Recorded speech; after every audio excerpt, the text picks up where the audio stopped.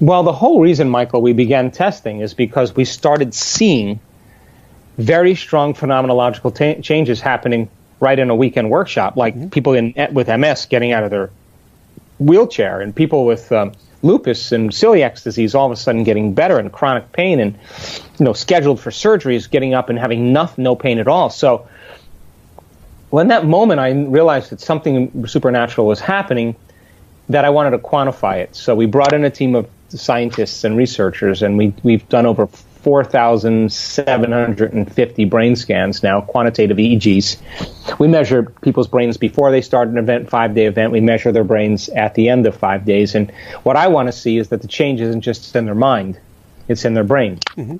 We randomly select different people, and we measure their brain in real time during meditation. And I want to know their inner workings, so when they're there and when they're not. And we've just gained a tremendous amount of knowledge about that state. We have people wearing HRV monitors. We tape them to their chest. We partner with the HeartMath Institute. We've been working with them for 3.5, 4 years now. They're good friends of mine. And we've measured, thousands and thousands of hearts. And we want people to regulate and sustain brain coherence and heart coherence. Mm-hmm. So we can say to the person, hey, you know what, Michael, you're doing it. Or, hey, Michael, you know what, you're actually not doing it. And let's get you trained here to be able to do it. We measure the energy around people's bodies. We measure the energy centers of their bodies. We measure the energy of the room. We measure epigenetic changes in urine.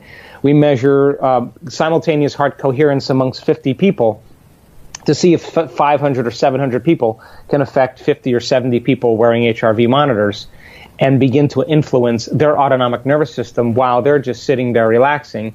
If the person begins to create an elevated emotion and begins to send the intent for the greatest good of the people wearing the heart rate monitors, will they all go into heart coherence at the same time? The answer is yes. So we've done a tremendous amount of research. I'll tell you exactly what's rocked my world more than anything else. And as a matter of fact, it's so supernatural that I'm going to write another book on it. We have seen, there comes a moment in a lot of our workshops where people start to have very profound internal experiences, like full-on IMAX experiences. And I always wondered if that could be measurable. So if you look at a strip chart of a brain scan, you see a brain scan like this, and you see brain waves like this, and they're moving, and you see alpha, and you see beta, and then you see theta, and you see delta, and you can see 16 to 20 leads on the brain. You can see the front of the brain, the side of the brain, the back of the brain, the top of the brain, and you can measure what's going on in a person's brain.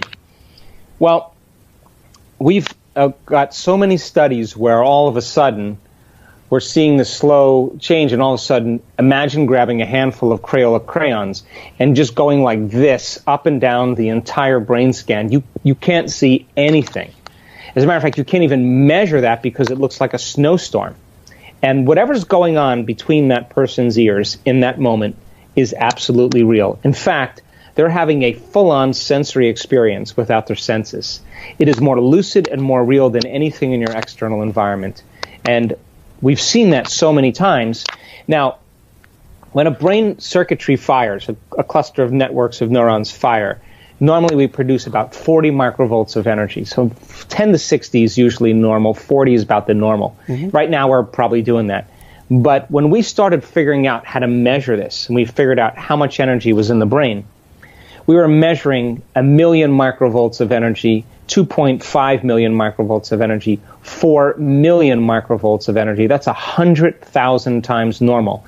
That person's brain is producing a whole new stream of consciousness, and whatever's going on between their ears is where reality is. And that, we take the person out and we say to them, so what happened? And they just are in tears and they say, oh my God, I just had the most profound experience. Now, if experience enriches the brain, and experience produces an emotion, they're rewriting their biology in 1 second. And what's cool about it is that the neuroscientists, neuroscientific community that's come and studied our work in our events said, oh, that person's having a seizure right now. They're having a seizure. And we kind of look over at the person. She's got tears of joy rolling down her face. She's got a big smile. And we're saying, really? She doesn't look like she's having a seizure to me. She looks like she's doing really good. So we measure her HRV. She's wearing an HRV monitor while she's producing 1 million microvolts of energy in her brain instead of 40. And we say, we look at our HRV measurements and we see that her brain is in love with, her heart is in love with the experience. Her heart is in coherence for the whole entire hour. If she was having a seizure, her heart would be going crazy. So the mystical moment is being defined. It's being quantitatively studied. And now we're learning how to induce that state for people. And I'm telling you, you have one of those experiences, just one, and you can't ever go back to business as usual, ever. And you can't say that the person can't make their brain do that. It's actually happening to them. Yeah, and people say they want the unknown and they want the mystical. But I'm learning that a lot of people want it on their own terms. And a lot of times an unknown is you can't predict it. And it's going to be, for a lot of people, it scares them, and so we work pretty diligently with our students, and we ask them, of course, we prepare them that when the unknown happens to surrender to it, and when they finally do, this is the other outstanding thing, like I used to think that delta brainwaves was deep sleep. Mm-hmm. Now we're seeing people producing millions of microvolts of energy, and they're in their deepest, their body is sound asleep. But their brain is fired up. So there's no resistance. They're surrendered to such a degree that the body is out of the way. And we know this, that when people start to have those transcendental moments and they start to resist or they start to contract, their brainwaves move up into alpha or higher into beta, and that's the moment they lose it. So bottom line is, when the mystical happens or the unknown happens, surrender to it, because it'll always be the ride of your life. We're wired for this. I think we make it way more complicated than it really needs to be. I think it would make sense that if you're spending 70% of the time, Michael, living by the hormones of stress, and your attention is on your outer environment, your attention is on your body, and your attention is on the future, the predictable future, the familiar past, wherever you place your attention is where you place your energy. So for the most part, that's who you believe you are. So it would make sense then that in order for you to begin to tap into greater levels of consciousness, it would be a good idea to sit down and close your eyes and disconnect from your external environment, less sensory information coming into your brain. Play soft music in the background or put earplugs in your ear. That's less information coming from your environment, so your attention moves from your outer world to your inner world. Sit your body down and make it sit still and not let it get up and do things so it can experience things, to feel emotions, to eat, to smell, to do whatever, to taste. And if there's even less sensory information coming in because you're not moving your body around, then you're getting beyond your body.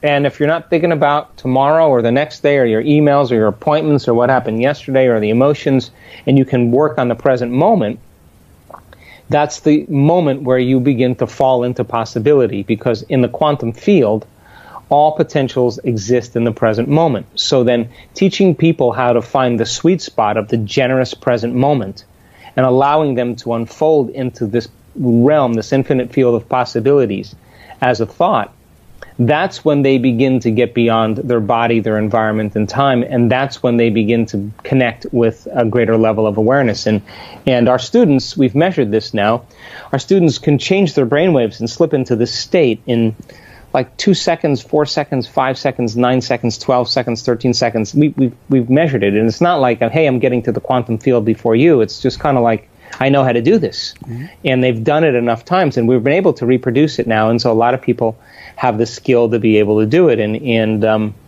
then to be able to linger there without thinking about your face or your wardrobe or your name or your gender or what you're going to eat or how long it's going to go.